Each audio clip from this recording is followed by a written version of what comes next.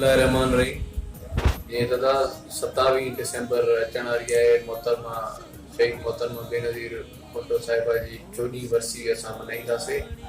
ऐं असां जीअं हर साल मोहतरमा जी वरसी खे मल्हाईंदा आहियूं, उन ई तरीक़े सां असां हिन साल बि उहे इंतज़ामात कया आहिनि ऐं उन ई तरीक़े सां मल्हाईंदासीं।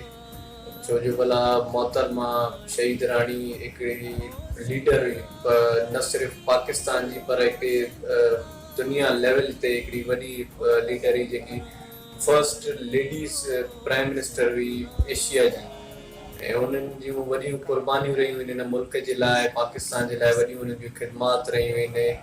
चाहे तव्हां ॾिसो त ज़ुल्फ़कार अली भुट्टो शहीद जूं हुजनि क़ुर्बानियूं, या हुनजी न्याणी मोहतरमा बेनज़ीर भुट्टो जूं क़ुर्बानियूं हुजनि, उन्हनि जूं मुल्क जे लाइ वॾियूं क़ुर्बानियूं रहियूं आहिनि। ऐं उन्हनि मुल्क जे लाइ पंहिंजी जान जो बि नज़रानो पेश कयो ऐं मुल्क सां वफ़ादारी कई ऐं मुल्क खे छॾे न विया ऐं मुल्क में रही करे आवाम जी ख़िदमत कई, माण्हुनि जी ख़िदमत कई। पर आम माण्हुनि ताईं, आम माण्हुनि जी जेकी आहे एम्पावर कयो, आम माण्हुनि खे एम्पावर कयो।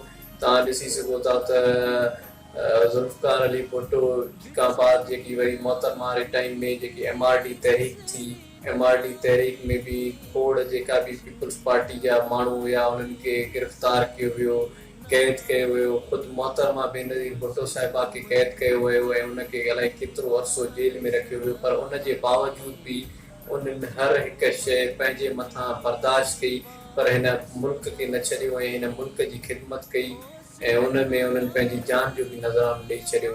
त हिकिड़ी अज़ीम लीडर हुई जेकी असांजे विच में हिन वक़्तु न आहे, पर इंशाल्लाह मां इहो ई सम्झां थो त जेसिताणी हे दुनिया हले पई, जेसिताणी त उता क़यामत मोहतरमा शहीद मोहतरमा जो नालो, असांजे नालो या हुनजे लाइ जेको बि आहे असांजे दिलनि में ज़िंदा आहे।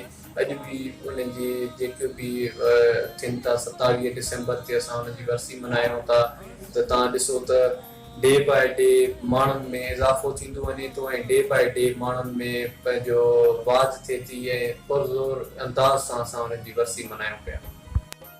ऐं अदा असां मोहतरमा शहीद राणी जेकी 27 दिसंबर ते वरसी आहे उन में असां भरपूर नमूने सां शिरकत कंदासीं। सरदार मीर महबूब अली ख़ान बजाराणी ऐं मीर शबीर अली ख़ान बजाराणी जी अॻुवाणी में असां भरपूर नमूने सां शिरकत कंदासीं ऐं असां इन मौक़े ते तारीख़ साज़ शख़्सियत खे सलाम पेश कंदासीं।